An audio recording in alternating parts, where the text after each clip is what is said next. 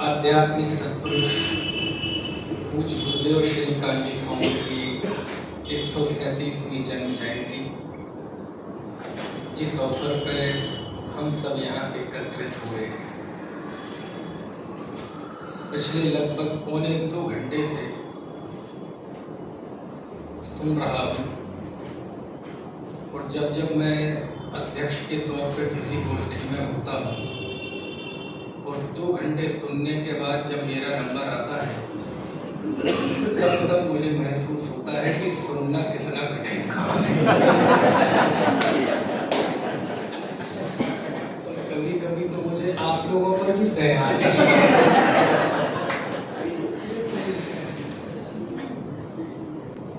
लेकिन आदर करता हूँ आपके इस शौर्य को और पराक्रम को, इस जिंदा दिली को।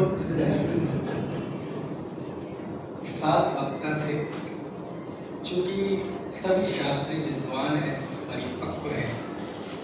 अब हम विद्वानों के साथ एक दिक्कत है कि 15 मिनट में तो इनकी गाड़ी गर्म होती है, उसके पहले बधाई का मौका आ जाता है। वक्ता तो भविष्यवती जी भी बैठी है, ये भी बोलेंगे, बोल सकते हैं।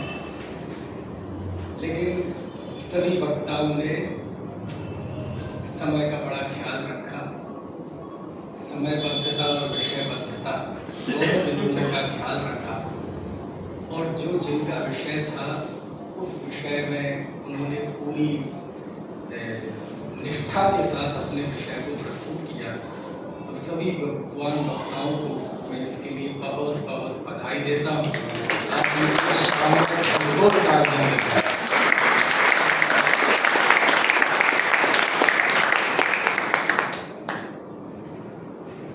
गुरुदेव श्री के जीवन के संबंध में इतने विषय हैं कि जब मैं सोचता हूँ कहाँ से शुरू करूँ, कौन से बिंदु बोलूँ, कौन से ना बोलूँ, तो बड़ी मुश्किल खड़ी हो जाती है। और ऐसी स्थिति में मैं नैया डाल देता हूँ किनारे, जहाँ किनारे लगेगी, जब तक लगेगा कि आप सुन रहे हैं, ठीक है। और जब आपके चेहरों से, आंखों से लगेगा कि आप सुनने के लिए तैयार नहीं है, तो बंद कर दूंगा। वो 5 मिनट में भी हो सकता है, 15 मिनट में भी हो सकता है, तो बस नहीं।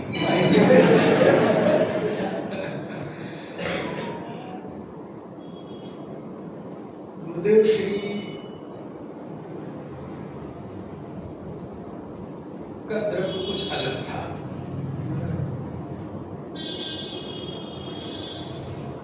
शेष पंचम काल में गुरुदेव श्री से अच्छा कोई हो सकता है, कोई भावलिंगी संत हो जाए, कोई बुरा हो सकता है, लेकिन गुरुदेव ही हो सकता है दूसरा। मानो इस युग ने जिस सांचे में गुरुदेव को ढाला था, वो सांचा ही जैसे एक बार के बाद तोड़ दिया। कारण क्या था? गुरुदेव की हर बात आत्म केंद्रित थी, उनकी हर रूपणा आत्म केंद्रित थी, उनका हर चिंतन आत्म केंद्रित था। और मैं आपको बहुत मन से ये बात कह रहा हूँ, उसमें कुछ चिंताएं भी हैं, कुछ गहरी विमर्श भी है। यदि आपको आत्मा चाहिए हो ना, तो ही गुरुदेव को सुनना, अपना मत सुनना। यदि उस उद्देश्य के बिना आप गुरुदेव को सुनेंगे, तो आप करोड़ों जन्म भी ले लेंगे, तब भी गुरुदेव को नहीं समझ पाएंगे। ये बात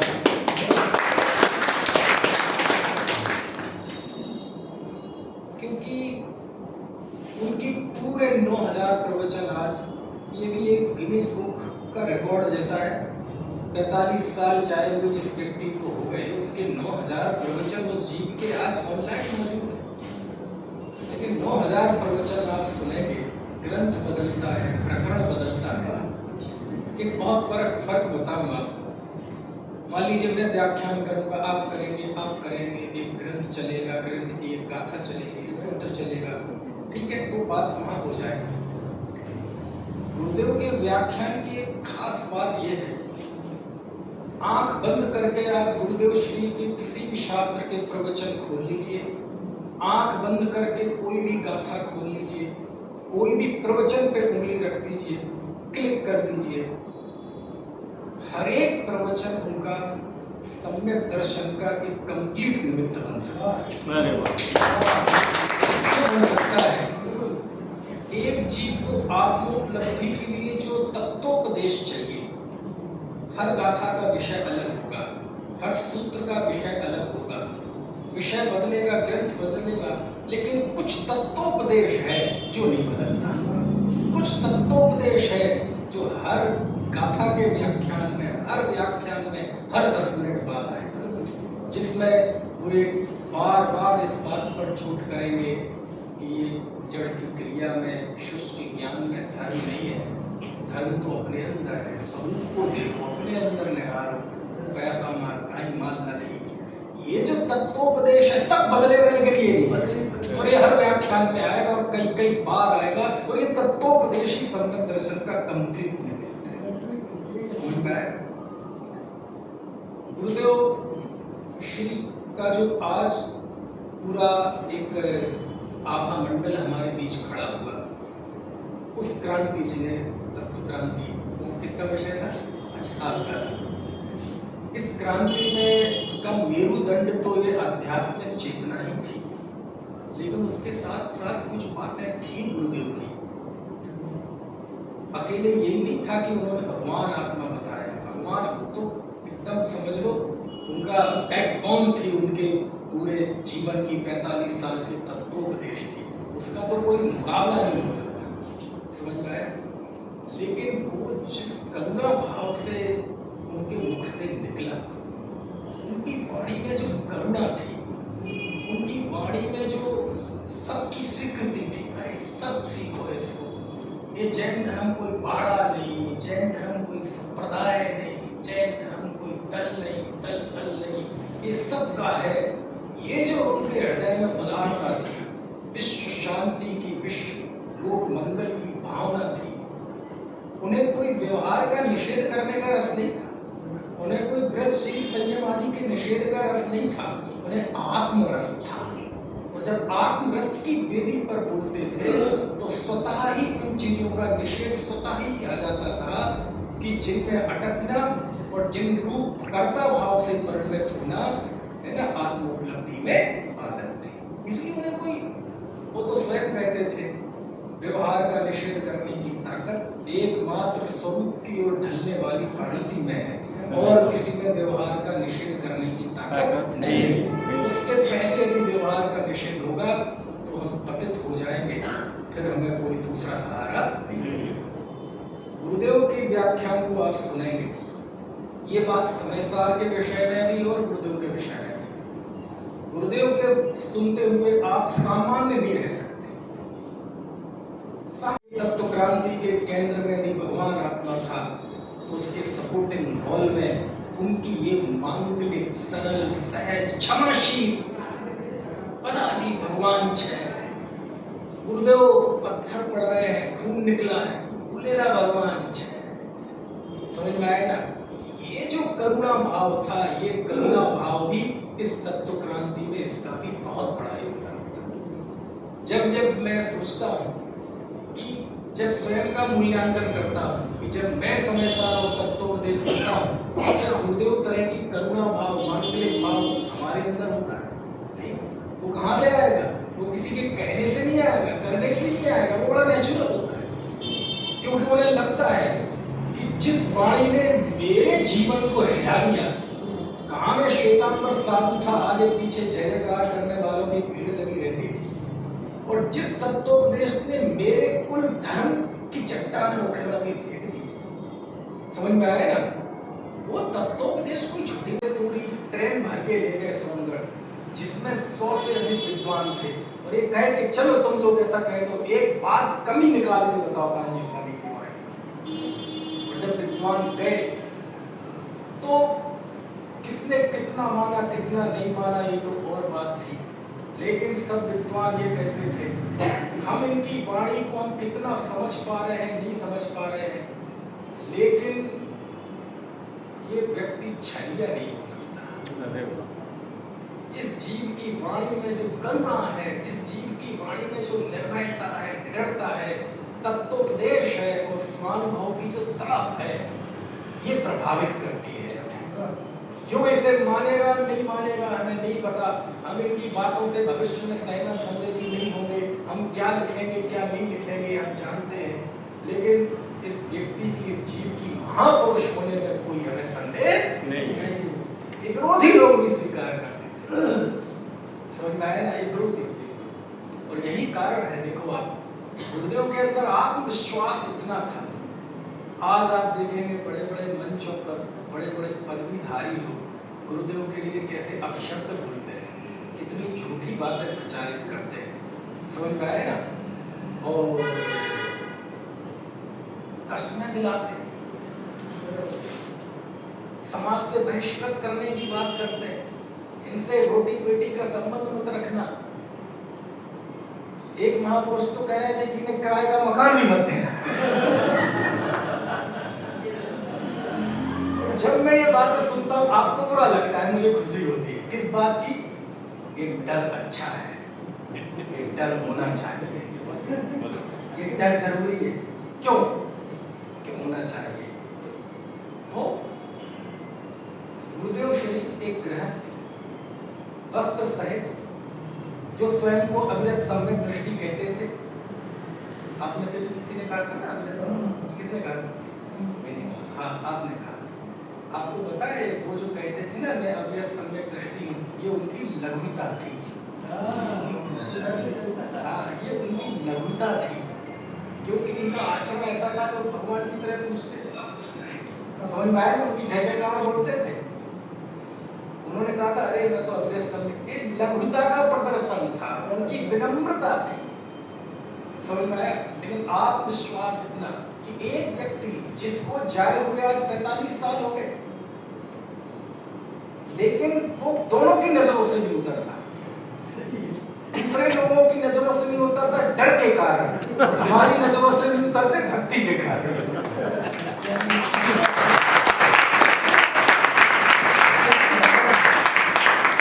यानी एक गृहस्थ जिसको जाए हुए 45 साल हो गए और जिनको मानने वाले भी वो थोड़े से लोग हैं, 6 अंकों में है, 7 अंकों में नहीं है, समझ में आया ना। और आपके साथ पूरी भीड़ है, चकाचौंध है, पद है, लाखों लोग हैं, मंत्री है, संतरी है, राज्य है, प्रशासन है, आपके सब जय जयकार करने वाले हैं। हमें अपने भक्तों पे इतना यकीन नहीं कि हमें कसमें दिलानी पड़ती। हमारे गुरुदेव ने किसी को कसमें नहीं दिलाई, एक भी व्यक्ति को कसमें नहीं दिलाई कि तुम मेरा ही सुनना, तुम कहीं मत जाना, तुम्हें जहाँ जाना है जाओ, जैसा जो जीवन करना है करो। क्यों? मुझे कोई संप्रदाय थोड़ी बनाना है, मुझे कोई पंथ थोड़ी चलाना है, मुझे कोई समुदाय थोड़ी बनाना है। अरे मैं तो पंथ छोड़ के यहाँ आया, मैं तो दलों की दलदल छोड़ के यहाँ आया, मुझे कोई व्यक्ति को गुरुदेव ने कोई कसम नहीं दिलाई कि तुम ये ही सुनना, ये ही सुनना है, समझ में आया? इतनी जिसे सुनना है सुने, नहीं सुनना है नहीं सुने, क्योंकि गुरुदेव को पता था ये तत्वोपदेश सुनना, इसके लिए पता नहीं कितने जन्मों का संचित पुण्य चाहिए, अन्यथा ये बात सुहाती नहीं है, समझ में आया ना। ये जो गुरुदेव की करुणा थी, दया थी, है ना, लोक मानवीयता थी, ये बहुत बड़ी चीज थी। यदि गुरुदेव की वाणी में केवल शुष्क भगवान आत्मा होता तो उपकार दिवस नहीं होता।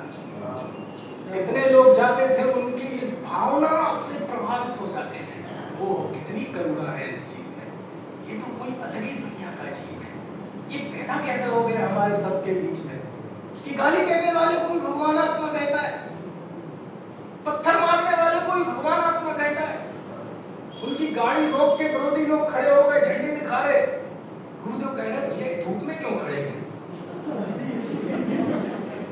इतनी करुणा उस जीव के अंदर, समझ में आएगा। ये जो गुरुदेव की क्षमा भाव, उनकी उदारता थी, ये भी बहुत सीखने लायक है, समझ में आएगा। गुरुदेव कोई केवल भगवान आत्मा से आज इतना योग खड़ा नहीं हुआ, उसके साथ साथ कुछ चीजों ने ये जो बोतल में इंजेक्शन लगाते हैं ना छोटे छोटे, ये भी छोटे छोटे इंजेक्शन है, समझ में आया। लेकिन जब गुरुदेव श्री की चिता जली, अब कुछ बातें जिम्मेदारी की कह रहा हूँ। भक्ति में तो रात भर निकल जाए, जागरण हो जाए पूरा, गुरुदेव की एक एक बात में कितनी बातें कहें, लेकिन तो जिम्मेदारियां तय करनी पड़ेगी। जब गुरुदेव श्री का स्वर्गवास हुआ 1980 में, है ना, मेरी समझ से भाई साहब ऋषभ जी उस समय पैदा हुए होंगे मंच वालों में, और आप में से कोई नहीं हुआ। मैं हो गया था लेकिन 1 साल का था। नवंबर 79 में हुआ, नवंबर 80 में गुरुदेव श्री का योग हुआ। उस समय जब गुरुदेव श्री की श्रद्धांजलि सभा चल रही थी सोनगढ़ में, और उसे संचालित कर रहे थे छोटे दादा।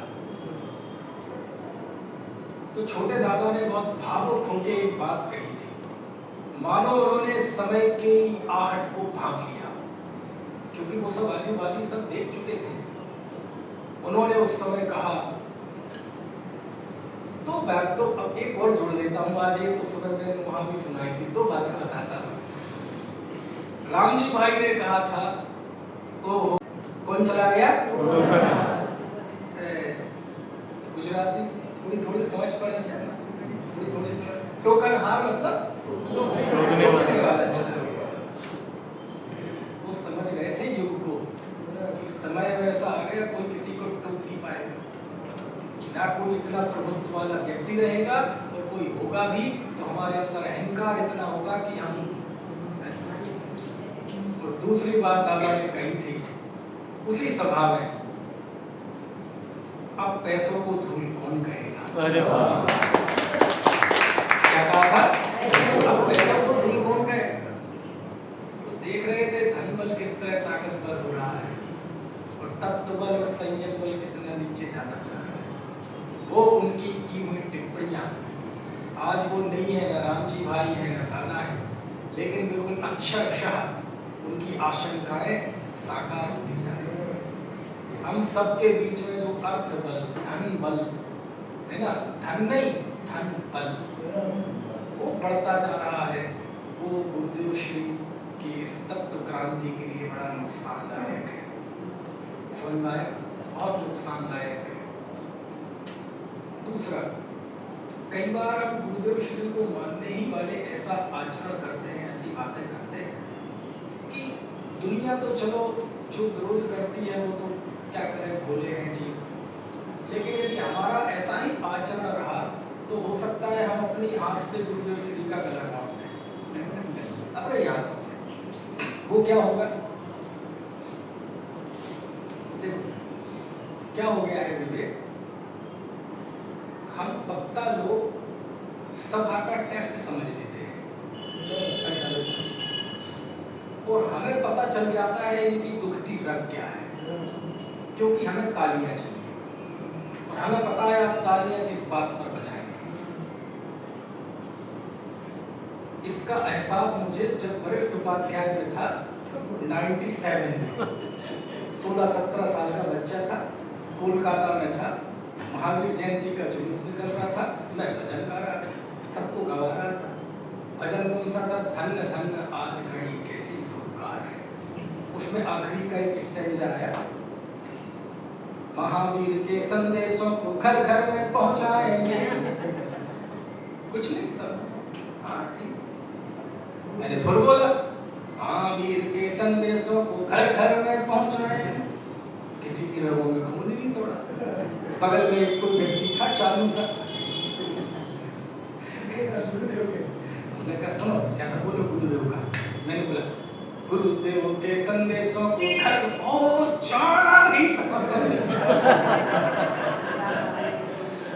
अब मैं बाल मन वाला व्यक्ति 17 साल का 18 साल का, समझ में आया? मुझे पता चल गया दाल में कुछ तो बात है, समझ में आया? हम जब समझ लेते हैं कि महावीर के नाम से तालियां नहीं मिलेंगी, कुंद कुंद के नाम से तालियां नहीं मिलेंगी, समंतभद्र स्वामी के नाम से तालियां नहीं मिलेंगी, गुरुदेव के नाम से तालियां मिलेंगी, तो हम लोग क्या करते हैं? गुरुदेव का इस्तेमाल तालियों के लिए करते हैं। समझ में आया? कितने लोग गुरुदेव का इस्तेमाल तालियों के लिए करते हैं। उन्हें पता है किस मंच पे जाना है, किसका नाम लेने से तालियां बजेगी, किस क्षेत्र में जाना है, किसका नाम लेने से तालियां बजेगी, तो उसका नाम लेते हैं। समझ में आया?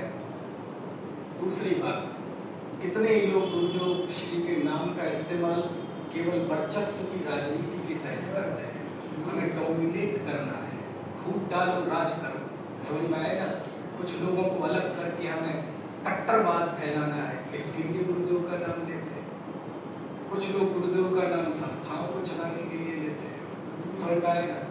गुरुदेव का नाम ले, हम उसमें कोई बुराई नहीं है। प्रश्न ये है, गुरुदेव का नाम लेते समय हमारी नीयत क्या थी, हम सोच क्या रखते थे, ये सब बातें हमें सोचनी पड़ेगी। कितने ही लोग ऐसे हैं, एक व्यक्ति बोल रहे थे कि इस युग में केवल एक ही ज्ञानी सम्यक दृष्टि पुरुष हुआ, वो थे गुरुदेव। उन लोगों ने बहुत तालियां पीटी, बहुत तालियां। क्या करें, हमें ताली पर रोजगार रखा है। हमें समझ में आ गया है कि आप ताली किस चीज पे बजाते हैं। हमें ऐसा लगता है कि हमारा सारी प्रभावना, हमारा सारा वक्तव्य, प्रवचन सब तालियों के लिए। हमें लगता है तारीफ, और तारीफ नहीं है। गुरुदेव सामने होते तो गुरुदेव की ऐसी वृत्ति नहीं थी, लेकिन मेरा और विवेक जी जैसा आदमी होता तो उन्हें पड़ता, तो मैं मारता चाहे नहीं पहुंच सकता। ये हम लोग आपस में थोड़ा करते रहते हैं। नहीं समझे? मालूम वो क्या कह रहा है? हम कह रहे हैं गुरुदेव श्री ने युग बदल दिया, अध्यात्म क्रांति ला दी, लाखों लोगों का जीवन परिवर्तन कर दिया, और वो आदमी कह रहा है एक ही ज्ञानी हुआ बस गुरुदेव। मतलब गुरुदेव ने सारी अज्ञानियों की फौज खड़ी की। क्या है तो बता भी है गुरुदेव किस चिड़िया का नाम है। गुरुदेव कितना बड़े महापुरुष थे। तुम्हें केवल सदा की तालियां चाहिए, और ताली बजाने के लिए कुछ भी। एक वक्ता बोल रहे, एकमात्र गुरुदेव श्री के ही प्रवचन सुना करें। एक ही वक्ता हुए हैं गुरुदेव श्री, और किसी का प्रवचन मत सुनना। मैंने कहा भगवान तुम्हारा सुने नहीं सुने पता ही नहीं जी। तो गुरुदेव श्री की भक्ति कर रहा है कि गुरुदेव श्री का अमरवाद कर रहा है। अरे गुरुदेव श्री मतलब तत्व चिंतन। ना गुरुदेव श्री ने कभी सदाचार का निषेध किया, ना कभी जिलवाड़ी का। एक वक्ता सामने जिलवाड़ी रखी थी, तो मालूम क्या बोल रहे? देखो मैं अपनी न्याय बताता हूँ कि गुरुदेव कह रहे थे हर रोज 2-4 घंटे स्वाध्याय करना चाहिए, दररोज 2-4 क्लास स्वाध्याय करवाना चाहिए। ज्यादा पढ़ता रहता नहीं, ज्यादा जिलवाड़ी मत पढ़ा, और एक्शन भी ऐसा जैसे मैं तो शास्त्र ज्यादा नहीं पढ़ा, ऐसे मैंने करंट लगेगा। गुरुदेव श्री 37 ग्रंथों पर प्रवचन करते। अच्छा, गुरुदेव श्री का एक वक्तव्य बताओ जब उन्होंने बिना शास्त्र की सूत्र के आधार पर किया। प्रवचन का 55 मिनट हो गए और शास्त्र पूरा हो गया, 5 मिनट बचे हैं। दूसरा तो पहली गाथा से शुरू कर देते थे। अरे तालियां थोड़ी चाहिए, तुम्हारा समर्थन थोड़ी चाहिए, कोई अनुयायी थोड़ी बना दिया उन्हें। समझ में आया? इतनी निष्प्रयता थी उनके अंदर। समझ में आया? इतना इतना इतना इतना वो अगला शुरू,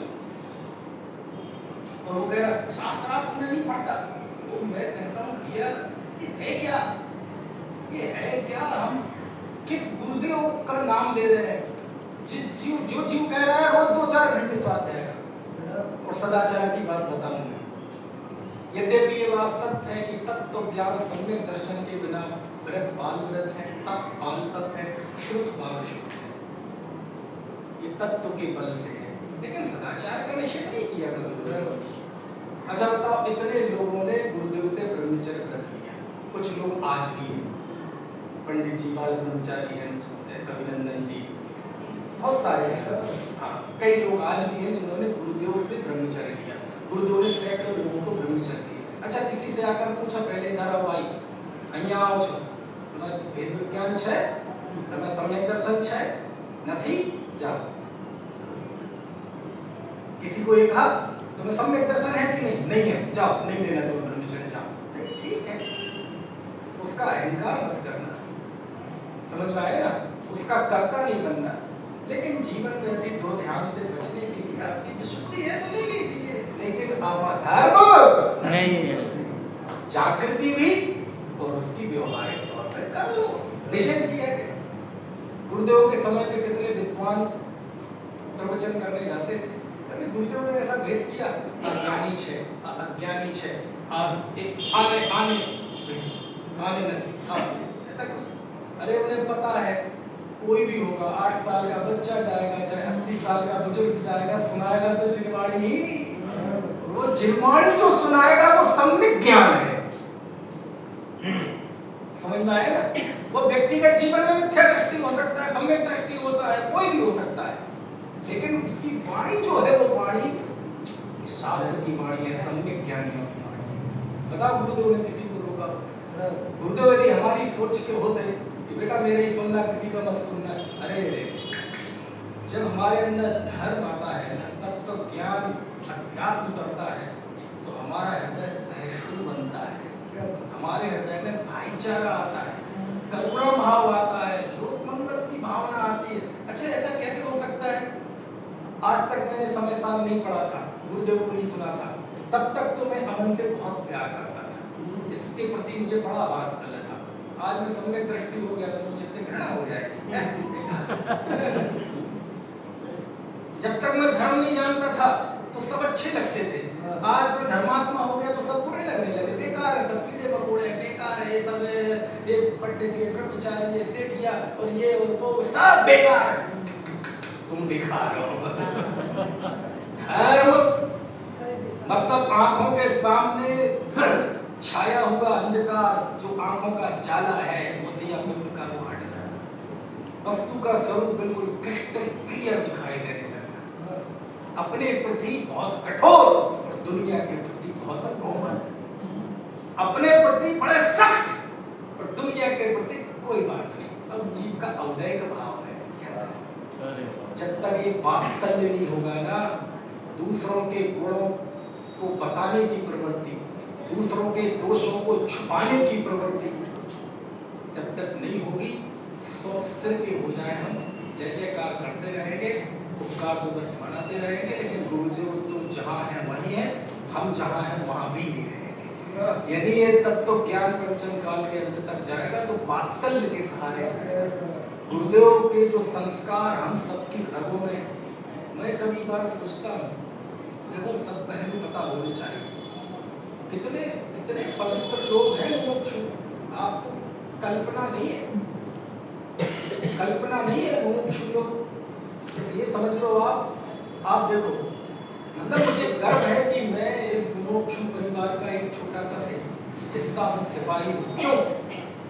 देखो मुमुक्षुओं के 4-5 वर्ग, मतलब वर्ग यानी ऐसे कोई अलग अलग समूह नहीं समझना है, पूरे देश में विद्यालय हैं बच्चों के बड़ों के, है ना। अब बात कोई हो सकता है 100 में से एक आध जहाँ कुछ अच्छा ना लगे आपको, लेकिन आप देखो सारी मुमुक्षु की संस्था जो चलाते हैं, बताओ किसका क्या स्वार्थ है, बताओ किसका क्या स्वार्थ है। बड़े बड़े करोड़पति अरबपति लोग जो ऑफिस में चले जाए तो 500 लोग एक साथ खड़े हो जाएं, वो लोग जो यदि एसी में बैठ के मई के महीने में सोते रहे, उन्हें 7 पीढ़ी तक 1 रुपया कमाने की जरूरत नहीं है, लेकिन संस्था के लिए, विद्यालय के लिए, तत्व के लिए, गुरुदेव के लिए वो घर छोड़ के गाँव में हो जाते हैं। उन्हें कोई नागरिक अभिनंदन मिलता, उन्हें कोई भारत रत्न मिलता, कुछ नहीं। स्वास्थ्य को गिरवी रखते, समय गिरवी रखते, बोलो इतनी पवित्रता, चले जाओ सारे विश्व में किसी भी मुमुक्षुओं की संस्थाओं के चलाने वाले लोगों की इतनी पवित्रता कहीं मिलती होगी? विकृति बहुत है, मुझे पता है, लेकिन यदि मेरी दृष्टि से देखोगे तो वो विकृति तो है कण भर, समझ में आया ना, वो सुंदरता है मन मन बस। दूसरा, मुमुक्षुओं में जो पैसा देते हैं लोग, नाम छपे तो छपे, नहीं छपे तो नहीं छपे। कई लोग तो कहते पैसे ले लो नाम मत छापना मेरा, बताओ तो इतनी पवित्रता कहाँ मिलेगी? दुनिया में किसी का नाम ना बोलो 11 रुपए तक का तो झगड़े खड़े हो जाते हैं, काल में पकड़ लेते हैं लोग, कीचड़ उछालने लगते हैं। जूता तो मैं नाम नहीं लेना चाहता इस पवित्र मंच पे, चल जाते कि और यहाँ कोई फर्क नहीं पड़ता। थोड़ा बहुत कुछ मन में आया भी अपने 2-4 साधन भी मिले, हंस खेल के बातें भी भूले।